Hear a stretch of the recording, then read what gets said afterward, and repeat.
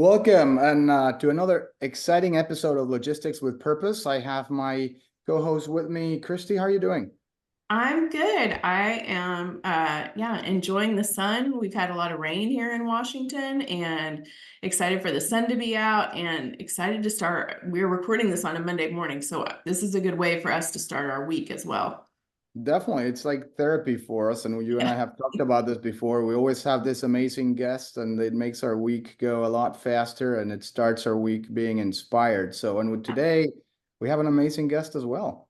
We do. Somebody that we met a few months back really loved and wanted to hear more about her and wanted everyone else to hear more about her as well. So I'm excited to introduce Patrice Mousseau, entrepreneur, mother, CEO, and founder at Satya Organic Skincare. Patrice, welcome. Thank you so much for joining us. Thank you so much for having me. I can't believe it was months ago that the retreat happened. That's I crazy. know. Time has flown. I know. It was exciting though, and you were one of the better speakers there, and it was amazing. So, Oh, thank you. Yeah, it was really good. So we'll dig into B Corp a little bit more a little later on, but first let's kind of get our brains up and running. So I'm going to ask you a couple of quick questions and just say the first thing that comes to your mind. Oh, fun. Okay. So what is the one thing you can't live without? My daughter. Good one. What is your favorite hobby? Recently, I just started carving. Wow. nice. Ice carving or wood carving? This is my next project, big piece of cedar. Yeah. Wow. Fantastic. What's the one thing you do to stay productive? Sleep. Good one. And what does your perfect day look like? Being on the beach in Tofino with my little girl, and boogie boarding. And of course, beside your own, what is your favorite skincare product? A sunscreen. Mm, Don't care what it is as long as you wear it. yes. Well, thank you so much again for being with us. This is going to be an amazing conversation. We are both big fans of you and your brand, and we were delighted to have the opportunity to listen to you during the Champions Retreat. So tell us a little bit more about you. Who is Patrice? Tell us a little bit more about your background, a little stories of where you grew up and your childhood. Oh my goodness. Okay. So I grew up in a really small town of about 3,000 people in sort of the far north of Ontario. So if you know where Thunder Bay is, about 4 hours drive north of there. Deep snow, small town. And yeah, I'm also a member of Fort William First Nation. So I'm Anishinaabe, Ojibwe. Which we call, First Nations here in Canada is Native American in the US. I've done a few different careers in my life. I started working in social services when I was still in high school, working with a women's shelter and working with developmentally challenged individuals and seniors. And I thought I was going to kind of do that forever and didn't. And I got kind of burnt out. And then I went into modeling for a few years. I did that. And then I ended up going into media. And for a while, I actually also, I left all that and went and did millworking for a while. So I worked with wood and fine finishing and made high-end art frames, some of which have later hung in the Louvre. So that was pretty cool. So That is very impressive. Is that where your carving passion comes from, you think? I think Full I circle? just love that perfecting things, I started also like needle felting. So I love stuff where like crafts where you don't have to count. Like I can't knit. I can't I tried and I end up with giant holes in like scarves that's small and that's not I have to just be able to like kind of free flow it. Yeah. Like being an entrepreneur, right? You don't want to necessarily follow all the rules and the things that have been set out before. You just kind of want to create your own thing. So yeah, so I did that. And then one day there was a person who asked me to start working for this radio station in Toronto. And I wasn't going to do it. I was going to stay and keep working with my hands because I loved it so much. And my coworker said, if you don't take this job, I'm going to punch you in the face. So that's so a very convincing argument. Right. Yeah. So I took the job. And then from there, I ended up, I had a radio talk show in Toronto on CFRB. I had a public affairs show on the I channel. I had a music show on Sirius Satellite Radio. I did, backfill on News World. I was the national news anchor for APTN, which is the Aboriginal People's Television Network here in Canada. And I kind of thought that was going to be my whole life. Well, let me stop you right there for a minute before we get caught up to the current. So many fascinating things to unpack right there. But I'm curious, one of the things you said about working in social services as a teenager, first of all, that's just incredibly unique. Not what you see many teenagers doing. Is there something from, first of all, why start doing that in your teens? Why not? Is that something you were trying out as a possible future career? And is there something, a story from that time that kind of you feel like has woven itself through your life now? So very specifically, I remember when I was, because I had like first jobs of working as a waitress and a table busser, like that kind of thing. And I thought, well, if I'm going to actually do something, I want to do something that's going to make a difference, that's going to potentially, make a difference in the world, be of service, try to make the world a better place. And so that was the thing that I saw that was an option. So I just started working. I'd go to school during the week, and on the weekends I do 2 12-hour shifts at like a residential home and whatever. And that was what I thought I was going to end up doing. And then the modeling thing was actually because I was getting really burnt out because I was doing a lot of work, and plus I was doing a board and everything too. And sorry, I'm backing up here. That's okay.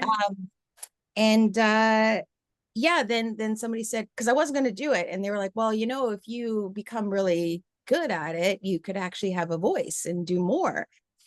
And I was like, oh yeah, that makes sense. But it turns out I sucked at it. So I love doing runway, or I used to love doing runway. I don't do it anymore, obviously. But I hate getting my picture taken. So that was not the best career move. It's like a requirement, yeah. Yeah, kind of. But yeah, I much prefer like something like this where it's like live, which is why I went into television and radio, because I like the interaction and the live conversations that we can have with people. So yeah, it's always been, what can I do that's going to have impact? Right. Yeah. Where do you think you get this kind of good nature from? It sounds to me that everything you've done, and we'll go through each one of those different stages later on during this interview, but is it like a family member, a mentor, like someone you admire? I mean, when you were growing up, is this something, what do you feel so passionately about giving back and helping others? I think I grew up an idealist because I read so much. And that's who I wanted to be, Favorite books? Oh God. I mean, I used to read everything I could get my hands on. I'd quite often be up very late in the morning reading. Wow. Not great at school, but I just read a lot. Yeah.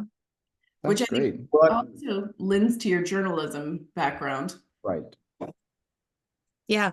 And I didn't go to journalism school either. And actually, I was concerned about that for a while until I talked to the executive producer which is our big news station, CBC News World. And I said to him, I know you've seen my resume, but just so you know, I did not go to Ryerson, our big journalism school. I did not, get any. And he's like, it probably just makes you more interesting. So I really just kind of learned on the job, really.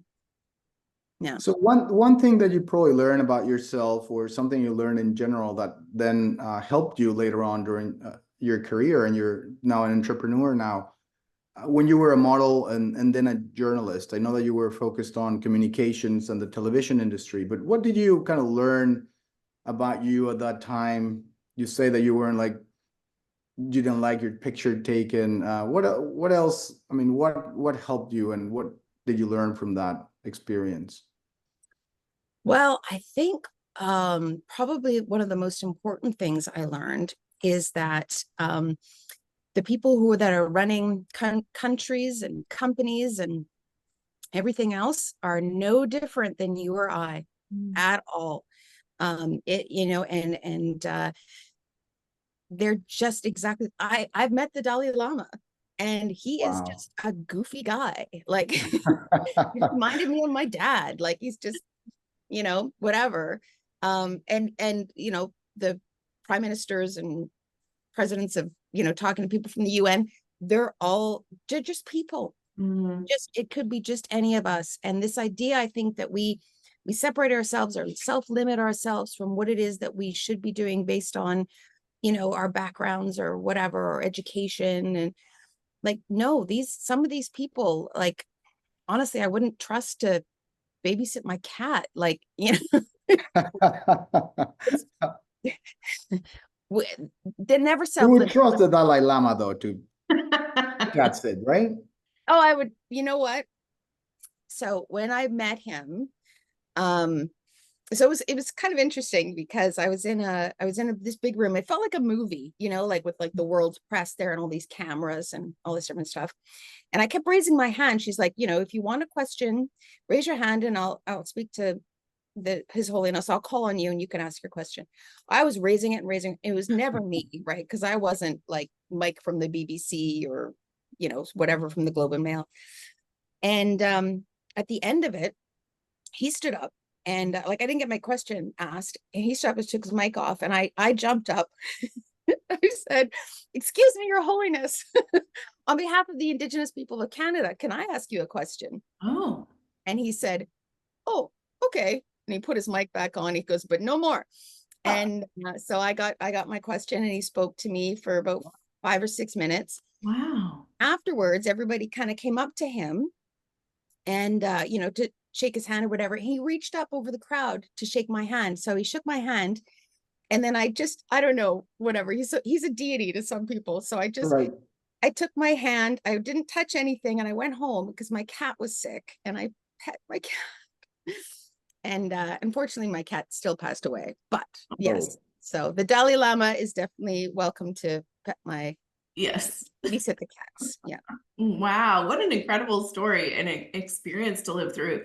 I don't know how you gave that up, but you did, and you went into radio at that point. So you've had modeling where you didn't have to talk to people, broadcast where you had to talk to a lot of people, very scripted, radio where it's largely on you to carry the conversation. So what was the interest in radio? What did you learn about yourself during that time? Oh, in radio, it's hard to talk to yourself for 3 hours, especially if thousands of people are listening. It's very stressful. It's very stressful to talk to yourself for 3 hours, and also like try and be coherent. But again, I think it's when you put too much pressure on yourself, when you think about all those people who potentially are listening, makes it more and more difficult. What else did I learn about myself? I love the medium of radio. I love that intimacy of voice. Like you really hear what people are saying when you listen to their voices. Yeah. Right. And you can get so much more from that. I mean, like I've done news anchoring. So yeah, it's a lot of teleprompter kind of stuff. But I also was fortunate enough to be able to do a lot of interviews as well. So very cool. Yeah, I can't imagine having to talk to myself for 3 hours. Did you at some point throughout all these different activities that you did and paths that you took, consider yourself an entrepreneur? Oh, never. So you never saw yourself starting like your own company? Never. No. Well, which is what I thought I would assume that I would be terrible at it because I'm not great at math and I'm not super disciplined, like to do things. But then I also just came to the realization that you can hire people who love to do the things that you don't love. Right. And then you have a great team, because the idea of the self-made person is a myth and not true. And the reality is you can't build something without other people. Absolutely. Yeah. Well, and with that said, you did end up starting your own company, and I would love for you to tell us a little bit more about Satya Organic. We met at the B Corp Champions Retreat, and you were one of the keynote speakers there, and you talked about this amazing story as of why you started it and what it means to you. And if you don't mind, we'd love to share it with our audience too. The way I began my business was, I thought I was going to stay in journalism forever, but then I had a baby, and my baby had a need around eczema or eczema, and depending on how you like to say it. She was 8 months old, and the doctor's only option to me was topical steroid creams, which, I'd actually interviewed someone about sort of the detriments of using a lot of the chemicals that are in our existing products. And so I definitely knew that it wasn't something I wanted to put on my little baby. And I thought, well, I'm pretty good at research. I've been doing this for a while. So what I did is I went and I looked at the existing medical research, and I looked at academic studies from the past 10 to 15 years, different things that universities have been looking into, as well as all the anecdotal evidence around traditional medicine. And I bought a crock pot, a used crock pot from Facebook Marketplace for $15, and got some ingredients and got started. And that's basically, how I was up anyway, because she wasn't a great sleeper, and just experimented. What I ended up coming up with cleared her eczema up in just 2 days. Wow. So then I had extra, right? Because I'd made a whole crock pot, and I shared it with people, and then people got really excited, and I had to make 3 more crock pots, and I was just kind of making it for people. And it was probably about a year later, I was doing an interview for a friend of mine, a podcast for her website. I was interviewing a woman who was an entrepreneur, and we got along really well. And she said, I feel like you need to come to this conference with me. It's for women entrepreneurs with a social purpose. She said, I feel like you need to bring this product with you. So I went, and I had this little jar that I had handwritten in construction paper, what was in it, glued it on, and went, and just got really inspired. I saw all these great businesses that were out there, not only, being successful, but doing it on their terms, right? And I thought, well, if this is what business can be, I'm gonna give it a try. So I did a farmer's market here in Vancouver area in Port Moody, and sold $110, which was really exciting. Wow. And then kind of went on from there, and went to my first kids store, period. And I asked her, I said, I have this product and this is what it does, and would you be interested in carrying it? And she said no. She's like, I already have so much, skincare for babies. And I said, well, do you have any skin issues? And she said, yeah, I have this rash under my ring finger. I can't get rid of it. It's super itchy and irritating. And I said, well, here, take my little travel size. I have these little tins. And I said, give it a try. And if it works, I'll give you a call in 3 days. She called me the next morning, and she said, it's gone. I'll start carrying your product. And then she started talking to her friends, and I started, making more calls. And then we ended up in about 70 stores in the Vancouver area. And then Whole Foods found out about it, and they asked if they could start carrying it. And at that point I said, well, that's great, but I need to scale up. So I, I couldn't make it in my crock pot anymore. So I was, had to find a co-manufacturer and a distributor and all that sort of stuff. And when I said go, I said, yeah, we're ready. We went from those 70 stores to 400 stores in 2 months, because, well, there's literally nothing like it out there, right? I know, because I looked. Mm-hmm. So it was people just picked up on it right away. And then we went to about 900 stores across the country at that point, after about a year or so. And we started exporting into Hong Kong as well, which is kind of an interesting story how that ended up happening. Also into the US. We're in the US in a few different places.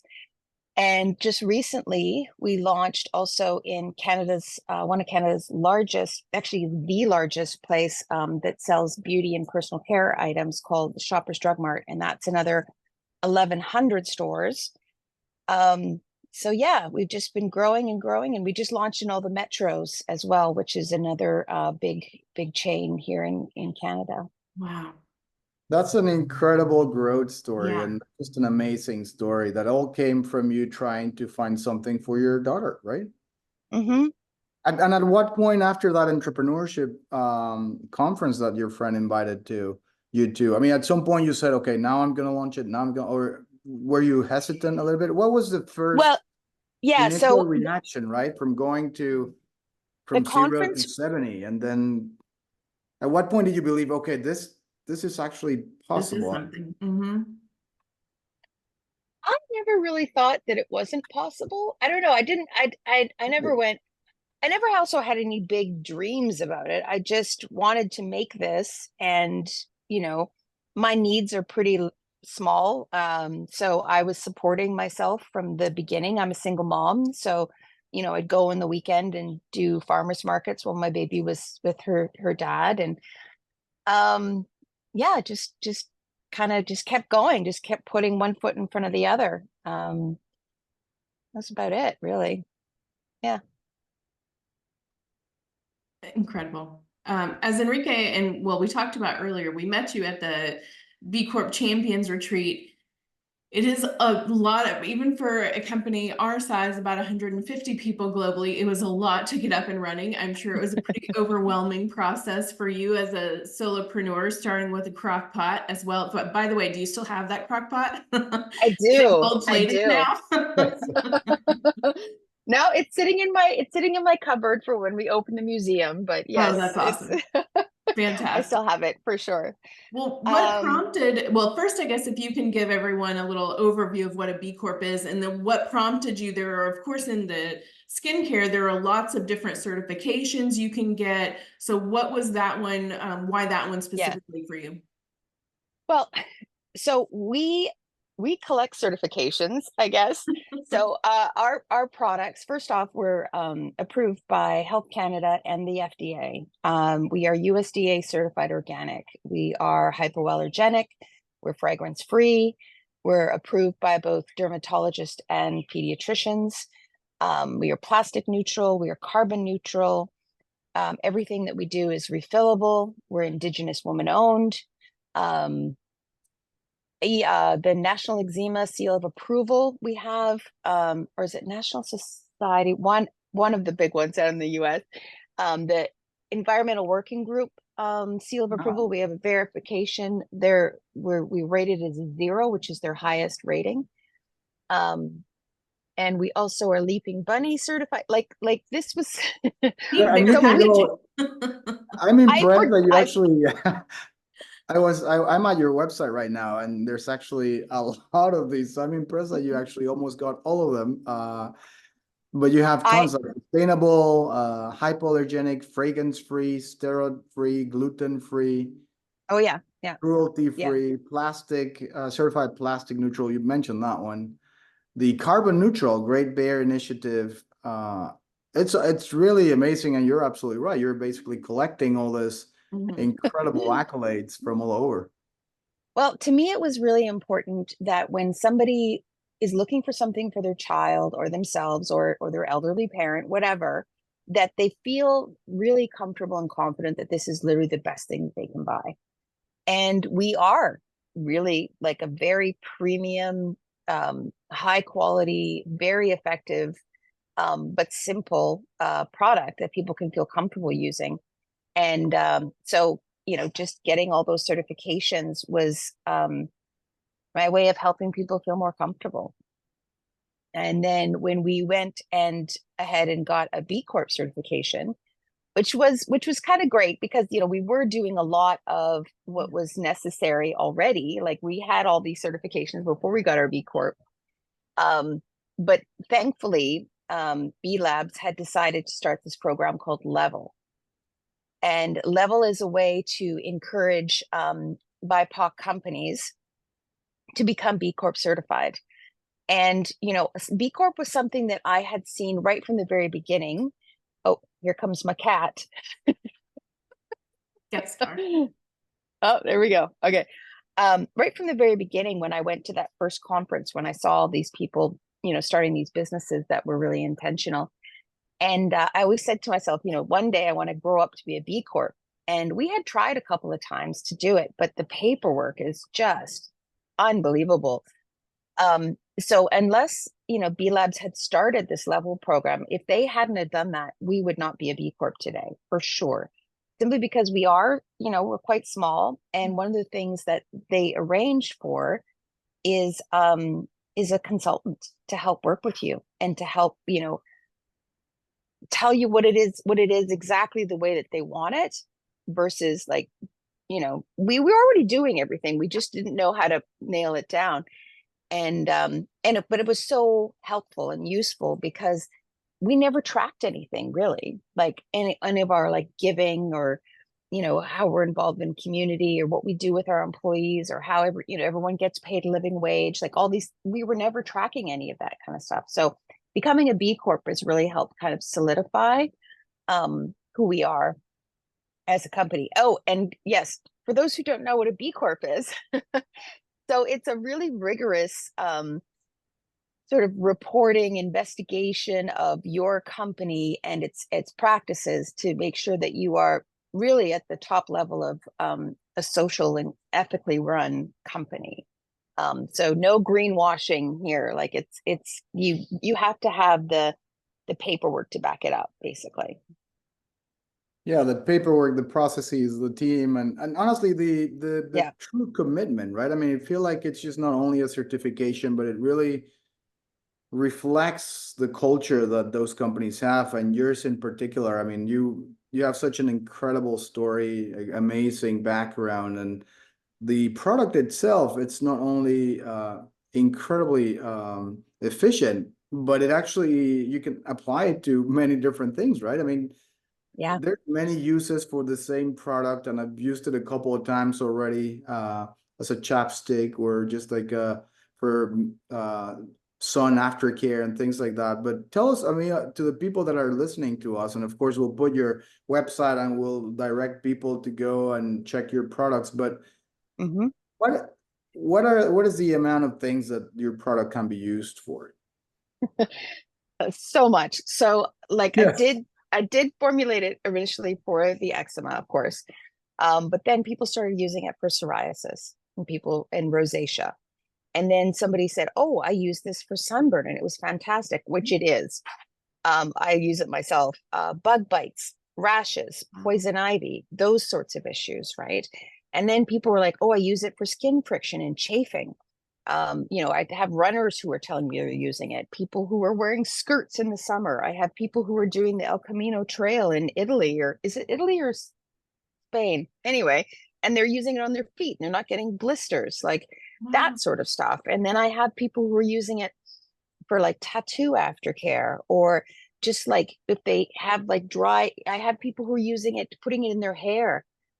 People, you know, for braids and things. I have people who, as I mentioned, you know, you mentioned chapped lips. You can use it around your eyes. You can use it around your mouth and your ears, intimate areas. It can be applied under makeup. I have people who are using it after going through chemo.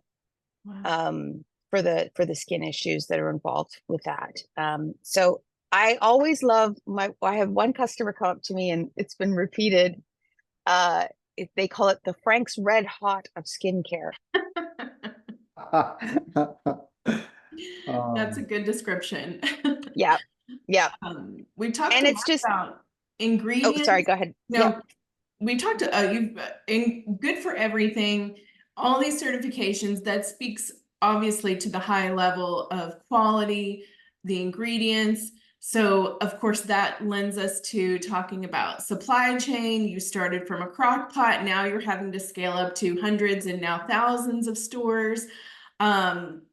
So what have you learned as far as, especially in growing and scaling, learned as far as supply chain, getting in quality ingredients, manufacturing, shipping, all of that kind of thing? Mm-hmm. Oh God, so much. I mean, honestly, I didn't know any of this when I got started. I think if people in general knew what was involved with bringing a product to market, they'd be astounded. Like all of the steps, like from getting labels and boxes and lids and jars and the shipping and the we have to go through the inventory systems and the EDI systems, and like there's just so much that goes on with it, and it's a very specialized information and knowledge that you have to have as well. Like I have an operations person and a logistics person, and it's a lot. Like It is a lot, yes. yeah. But you guys are doing such a great job. It's unbelievable how quickly you have grown. Congratulations. It's really inspiring. Yeah. Thank you. And Yeah, and we've done it without venture capital too. So we did have some investors earlier on. It was on a convertible note, so I was actually able to buy them out at a discount because I was able to buy them out early. So I am now 100% owner of my company, which is pretty great. I don't know if I might, if I had the right partner, I might consider doing it, like finding more investors, because we're just keeping up with growth is pretty crazy. But I also kind of like the idea of slow growth, just doing it at my own pace. That's why I was saying to you earlier, we're growing so much in Canada, and it's a lot to keep up with, that I've kind of avoided the US, at least retail, simply because like you guys are huge. Like California is the same population as Canada.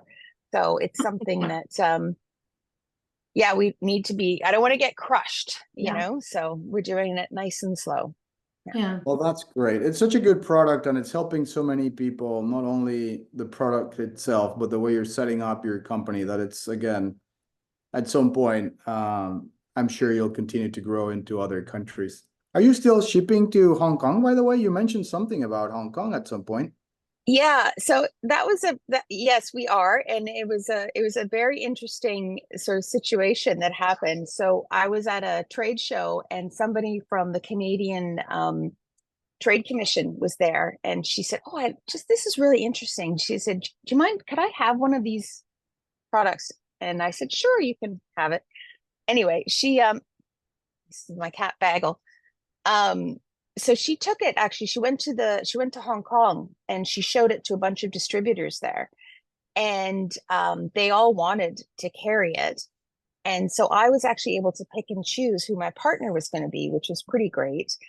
And I found someone who was like values aligned, and then and I was also able to say, like, if you want to be the one who kind of wins this, then you're going to have to do all the paperwork and all the logistics and all the shipping and storage and that sort of stuff. And they agreed, and that's how we ended up getting into Hong Kong. But it wasn't an intentional thing by any means. Yeah. Well, congratulations, nevertheless. And I'm sure you'll continue to have such amazing growth. And I'm sure you're going to have all those opportunities that might not be all solicited by you, because you just have a great product and a great culture. I read a little bit regarding your mission and your purpose. You're, of course, providing this great natural ingredient product, but you're also encouraging people to recycle and refill their jars and do the right thing. Do you have any fun stories about how people or your staff has kind of repurposed this? Well, we really, I mean, yes, everything that we put out in the world is recyclable, but we actually encourage people to reuse everything. So all of our products you can refill. We have refill pouches. And I even say to people, like, don't buy a brand new jar, because they're more expensive because of all the components that have to go into it, right? Just buy a refill, and you cut the refill, you squeeze it out, you melt it, you pour it in your own container. You've saved money. far less waste, and you're getting the exact same amount of product. So that's something that we're always trying to look at, and how do we, we're always thinking and evolving, and technology is always changing too. Like the materials are getting better, the processes are getting better. Actually, interestingly enough, so when I first started the business, somebody had told me that we have to do sampling, and sampling is just not great. Those little sachets that you get in the stores. The cosmetic and personal care industry produces 120 billion pieces of single-use plastic every year. They're the 4th largest user of plastic on the planet. I didn't know this, but I wasn't going to do it anyway, and I don't now. Anyway, but I never forgot about this. We have to do sampling. So I started working with a couple of different universities here in the Vancouver area to come up with a way to not only do fully compostable sampling, but also to change the way that manufacturing is done. So we have a provisional patent in place. We will have the patent in the next few months finished. And then it's something that we're going to share around to everybody, because it's really I like to say it's like democratizing manufacturing and giving the ability to produce back into the hands of these small and medium businesses, and keep their economies local as well. So you don't have to keep sending money out to the large manufacturing centers. So yeah, we're working on some pretty cool stuff with that too. Yeah, that's incredible.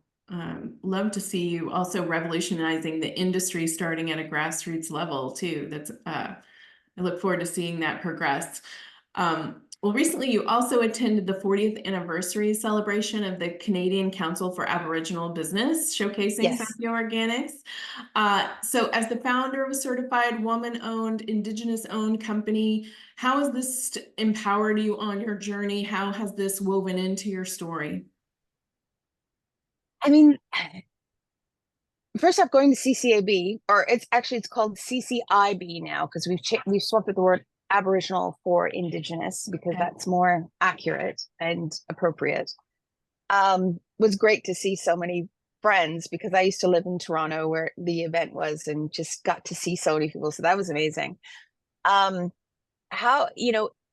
I think it's woven in right from the very beginning. I think if you find any Indigenous owned business, you're going to find that they are very intentional around the responsibility to the planet as well as their community. It's often one of the very first things I think that is thought about, because we see it as a reciprocal relationship. And as I mentioned, you cannot have a business alone, and so you need to be of service to your community, and your community is of service to you, and you can't just extract from the planet. You have to give back. So it's just about having a healthy relationship with everyone that's involved, I guess. Yeah, and we talked about it before we started recording, but I don't think we mentioned it yet. So if you want to explain where the name comes from as well for the company. Yes. So I was looking at some different names in Ojibwe. And then, oh, sorry, the cat again. She just loves to be on camera. Come here, show us your face instead of just your butt. Okay, this is Bagel. There's Bagel. There she goes. So yeah, I came across this Satya, and it meant a higher truth, like a truth in life, and how to live a good life, and what it means to be a human being in the world, I guess. And it just resonated with me. I just thought, this sounds like something that I want to, North Star my business around, because I want to be a role model to my little girl, and never have to give up, my values and what I want to do. And because this is my first business. Yeah. And then I was saying to you guys that, like, in Ojibwe, there is a kind of a similar philosophy. It's called Mino Bamatsuin, which is to live a good life. And but I was going to say that would never fit on packaging, because it's like Especially with all the certifications. Yeah. Yeah. So Satya, an Indian word. Yeah, it just worked. Yeah. So, Patrice, how do you see your role and your company's mission contributing to the broader narrative of Indigenous economic empowerment and reconciliation in Canada? Because I know you're very passionate about this topic, and of course, I wanted to give you a chance to tell us a little bit more about that. Yeah. I mean, we as Indigenous people, we need to have a seat at the table and have people, showing other people, success stories. I think too often the narrative is pretty negative around Indigenous people. And the reality is, like, my reality is, I see all these people in community who are incredibly hardworking and intelligent and ambitious and talented and funny and just incredible people that, Canada at large doesn't get to see, because I think the media tends to focus on the negative, right? As a former media person, I can tell you that is true. To be able to see the incredible diversity and beauty and talent inside the Indigenous community, if I had to have some small part in not only, talking about my business, but all these other businesses and individuals that are out there in the community, would be amazing. Like, for example, so we have an oat bath that we do. It's a certified organic, gluten-free colloidal oatmeal, which means it still has all the good oat bran in it. And you put it in the bath like a traditional, grandma, I got stuck in the poison ivy oat bath, but we put it in with like calendula flowers. So you're actually floating around in flower petals, and it's just really lovely and very soothing for your skin. But on the back of it, there's like a QR code, and the QR code goes to a music playlist for the bath. And the music playlist is all Canadian Indigenous music artists. So they're getting more exposure, but you're also getting a brand new playlist. Now, when your bath is done, you scoop out the flower petals, because there's some seeds in there, and you can put them in a pot and you can grow your own calendula. Wow. So it's kind of like you can serve so many different purposes, just with one little thing. Yeah. It doesn't have to be just, one facet. It can be as complex as we all are. Yeah. Such thoughtful touches as well. Well, as we wrap up, I want to talk a little bit about the future. One of the things that you said a few minutes ago is about the sample size and how you're wanting to see that change in the industry, and you're actually coming up with solutions for that as well. So what's another one or two issues that you'd like to see or ways that you'd like to see the skincare industry change for the better? I mean, there's a lot there. I think there really needs to be looking at, there more regulation around some of these ingredients that are, that you can sell in North America that you can't sell in the EU, for example. I mean, the research and the science is there to say these are detrimental to people's health. So I think there should definitely be more regulation around that. I think there, can obviously always be more supports for small businesses. It's hard starting a new business, but this is where the innovation comes from. This is what drives the economy, right? It's not these big multinationals. It's the small and medium businesses that are employing people and creating new and interesting things in the world. So I'd love to see more supports with that. And, I think also I'm loving seeing a lot more diversity of skin tones and cultural perspectives and recognition of a lot of more traditional teachings. It's not just like a Western created in a lab. Like, there's a lot of different perspectives out there now, which people are, getting more attention, which is great. And of course, the plastic issue. Yes. So yeah, Fantastic. there's a lot. Yes. One thing at a time. Lots to do. Lots to do. Step by step, then, yes. Yes. And then what about you? You've talked about the expansion throughout Canada. Is there anything else you want to tell us about future plans for Satya? What we can expect next? Well, there is in Quebec, there is a chain called Jean Coutu. It's sort of a French Shoppers Drug Mart, and they have about another 700 stores. So I'd like to maybe see Satya in there next year. As soon as I can. It's like I said, it's slowly, as soon as I have capacity to do that. And then ideally, yeah, I think we'd like to really expand into the US. I think it's a great opportunity to really bring a good product to a lot of people who could really use it. Yeah, so it's, people with skin basically can use Satya. Good. Yeah. I Yeah. love that. A big market. A lot of people Mhm. fall under that Yes, category. a lot of people have skin. Well, I mean, and, I don't have eczema and I use it every day. So yeah. Well, thank you so much. It's been a pleasure. As last time we spoke with you in Canada, I mean, you have an amazing culture, great product. You're a great leader, and I'm looking forward to just see how many more successful things you're gonna be able to accomplish. So thank you once again, Patrice. Mhm. Thank you so much, guys. I really appreciate the invitation to hang out with you. It's been a lot of fun. It has been a So, lot and of fun. before we completely disconnect today, where can people connect with you? Where can they find you? What's the Oh yeah. easiest way to get in touch with you? I mean, if you want to speak with me directly, there is Instagram, which is you can DM me, and then I can it'll either be me or someone else on the social media team will pick it up and direct it towards me. If you're interested in purchasing the product, we're at satya.ca for Canada and satyaorganics.com in the US. Also available on Amazon in both countries. So that's pretty easy. And yeah, and if you're in Canada, you can go to our website if you want to purchase in store. As I mentioned, all the Shoppers Drug Marts.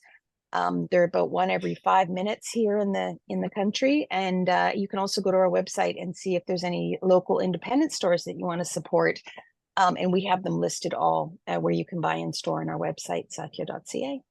It's a beautiful website. I've been through it a couple of times, so I strongly recommend it to everyone. And again, one thing that I didn't know is that the baths come with their own playlists.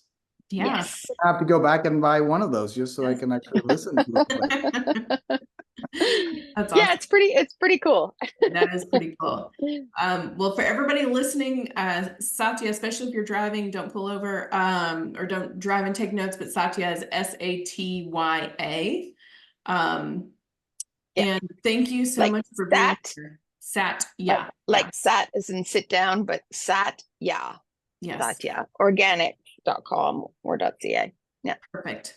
Thank you so much for your time, Patrice. This was great. It was great connecting with you and seeing you at the B Corp conference, and now to have this extended conversation and learn even more about your story. We were inspired before, and now definitely can't wait to tell more people about you and share your products with others. So thank you so much for your time. You're a hardworking mom. Get back to work and get out there and start revolutionizing the industry again. And thank you so much for everybody who's tuning in, and we'll see you with another great interview in 2 weeks. Bye-bye. Thank you. Bye.